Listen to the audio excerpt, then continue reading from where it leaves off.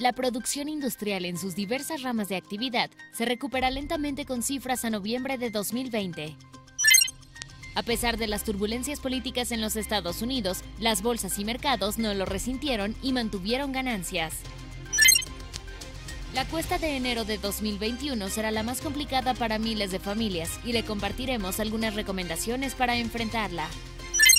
La inflación en 2020 fue de 3.15%, pero ¿cuál es la utilidad que usted puede darle a este indicador en su vida cotidiana? Quédese aquí y en Cuentas Claras se lo compartiremos.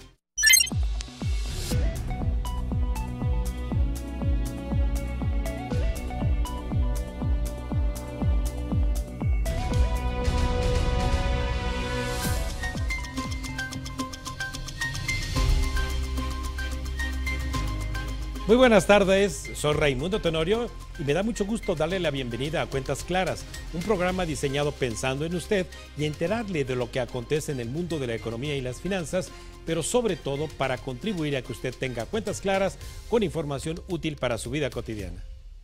Y como siempre, bueno, pues para mantener una comunicación cercana a usted y escuchar y leer sus comentarios, le compartimos nuestras redes sociales de la Agencia Mexiquense de Noticias para que nos siga en Facebook y en Twitter, @AMX Noticias y @Raimundo Tenorio.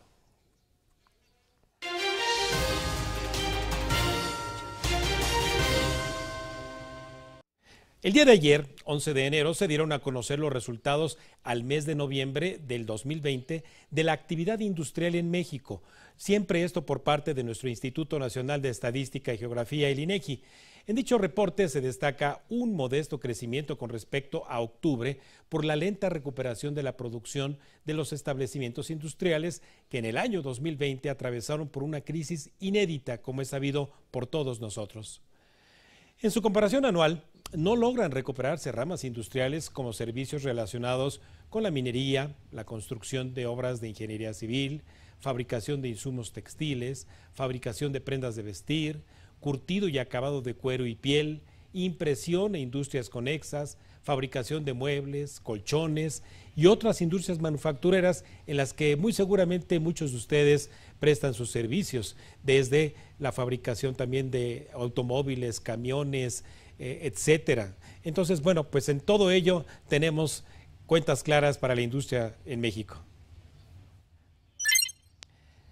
Pero ¿quién mejor para explicarnos la profundidad de esta crisis industrial en México que nuestro distinguido invitado esta tarde y de quien le comparto su semblanza? El doctor José Luis de la Cruz Gallegos es actualmente el director del Instituto para el Desarrollo Industrial y el Crecimiento Económico, AC. También se desempeña como presidente de la Comisión de Estudios Económicos de la CONCAMIN. Desde el 2006 pertenece al Sistema Nacional de Investigadores del CONACYT y ha realizado estancias de investigación en la Kennedy School of Government de la Universidad de Harvard y el Instituto Lawrence Klein de la Universidad Autónoma de Madrid. Es profesor en doctorado de Ciencias Financieras de la EGADE Business School en el Campus Ciudad de México y de la Escuela de Negocios del Tecnológico de Monterrey, Campus Estado de México. José Luis, muy buenas tardes, como siempre un gusto saludarte. Muy buenas tardes, Raimundo, gracias por la invitación, un placer. Gracias, José Luis. Y bueno, pues con las cifras que el día de ayer publicó el INEGI y sobre todo el informe que IDIC presenta con tu firma el día de ayer, las señales de alarma están encendidas desde hace muchos meses, pero particularmente en este mes de noviembre con las cifras y ya con la víspera de lo que el 21 será en materia de la superación quizás de la pandemia COVID-19. ¿Cuál es tu primera lectura con respecto a que 25 de los últimos 26 meses la industria sigue en recesión? Bueno, básicamente refleja un problema estructural previo al COVID-19, en donde la industria ya desde finales de 2018 venía perdiendo fuerza y había entrado en un terreno negativo. Entonces, en ese sentido, lo que primero que podemos resaltar es que es un problema sistémico. El promedio de crecimiento del sector industrial entre el 2001 y el 2020 es de apenas 0.2% en promedio. Esto marca muy claramente la debilidad del sector y, por otro lado, la necesidad de aplicar una política contracíclica para reactivarlo, sobre todo en sectores tan estratégicos como la construcción, que atraviesa pues casi 30 meses de caídas, es decir, casi 2 años y medio de contracción, en las manufacturas, en donde si bien hay reactivación en aquellos sectores, aquellas partes exportadoras, como en la parte automotriz, hay otros como el textil, cuero, calzado, vestido, la propia industria química, que tienen debilidad. Entonces, en ese aspecto yo creo que el mensaje muy claro es la necesidad de una política de reactivación para este sector.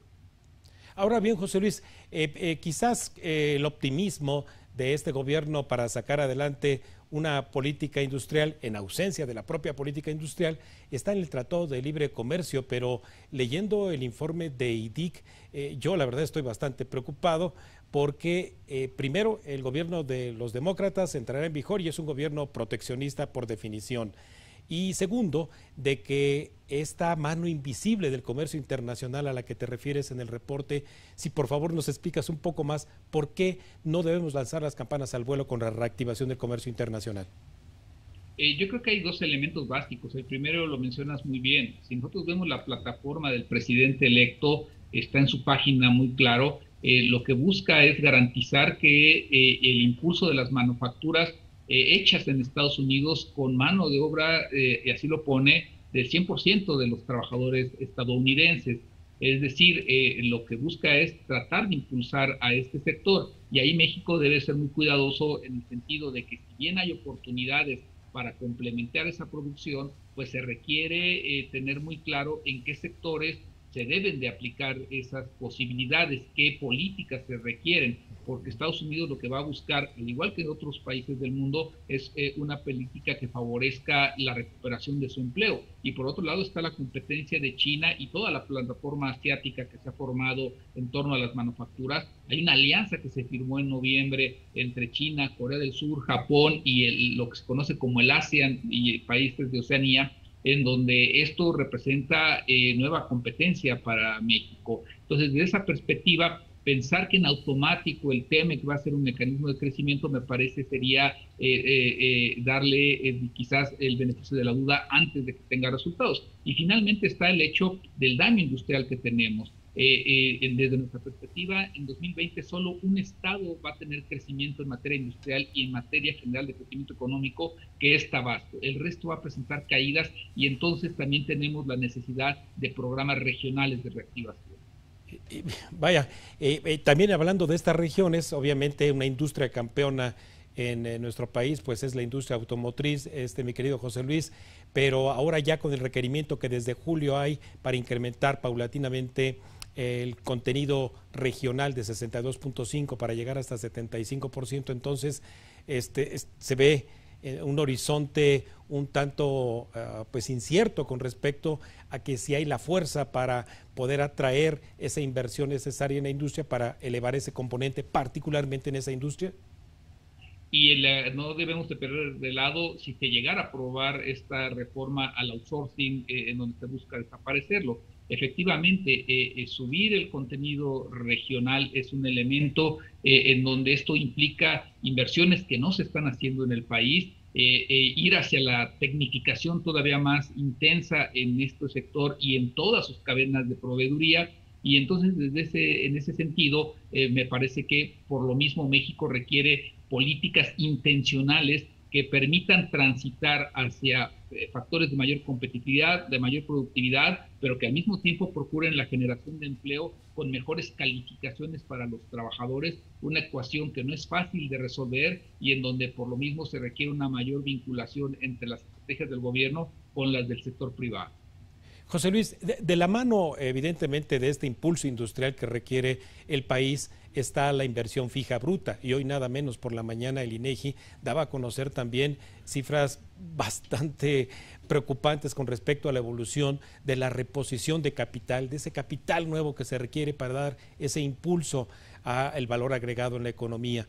Esta vertiente de la inversión fija bruta también, ¿de qué impulso requiere? Mira, el hecho de que la inversión casi esté cayendo 20% con el último dato ya en todo el año, con el último dato que publicó el INEGI, nos marca que las empresas no están teniendo la capacidad para renovar su maquinaria, su equipo, edificar, construir y con ello elevar su productividad y dar cabida a más empleo. Entonces, en ese sentido se requiere certidumbre, certeza, confianza, porque las inversiones son de naturaleza de mediano y largo plazo. Y por otro lado, lo que también se requiere justamente es de tener a estos sectores estratégicos que son capaces de atraer nuevas inversiones. Los datos de inversión extranjera directa lo que muestran es que las nuevas inversiones han caído y por lo tanto lo que se tiene que generar es nuevos sectores productivos o revitalizar los ya existentes para hacer más atractivo venir a México, sobre todo en un entorno de bajas tasas de interés que debería favorecer y en un entorno en donde China y Estados Unidos tienen una fuerte competencia y en donde México podría ser un candidato natural para sustituir lo que se tendría que dejar de elaborar en el este asiático. Caray, José Luis. Bueno, finalmente quiero preguntarte, dado que a nivel regional, por lo que nos acabas de decir en cuanto a que hay entidades federativas, todas que no van a crecer, salvo el caso de Tabasco, entonces los gobiernos locales, en su propia iniciativa por impulsar políticas industriales locales, ¿qué tanto de verdad están tomados de la mano de la iniciativa privada? Bueno, me parece que ahí sí hay diferencias muy marcadas. Se puede ver en el Bajío, en Occidente, que se busca una interacción muy cercana. Es más, se trata de generar algunas plataformas regionales para buscar atraer inversión y generar una mayor comunicación intraindustrial en esa zona. Sin embargo, también es muy claro que hay otras entidades que no lo tienen en su agenda y en ese sentido, pues es difícil que puedan competir contra países en donde sí se está generando esa política industrial. Es decir, revitalizar a la Ciudad de México, a Nuevo León, a Jalisco, a Guanajuato, lo que requiere son esquemas integrales de política industrial y de revitalizar también al sector de los servicios con una mayor capacidad de generar valor agregado, y creo que esa es una parte de la agenda de los gobiernos estatales que deberá impulsarse en este 2021. Muy bien, doctor. Doctor José Luis de la Cruz, ahí le comparto aquí en nuestro auditorio tu Twitter, en nuestra pantalla, para que te sigamos continuamente y estar al día en cuanto a lo que pueda, obviamente, visualizarse en términos de estrategia real para nuestra política industrial. Muchísimas gracias, doctor José Luis de la Cruz. Muy buenas tardes y hasta la próxima. Gracias por la invitación. Bueno, pues el diagnóstico y desafíos para la industria mexicana y la economía en su conjunto son estructurales y el momento de tomar decisiones se está agotando, tal y como acabamos de escuchar en la voz autorizada del doctor José Luis de la Cruz. Vamos a un breve corte, si nos lo permite, y regresamos con más cuentas claras aquí en la Agencia Mexiquense de Noticias.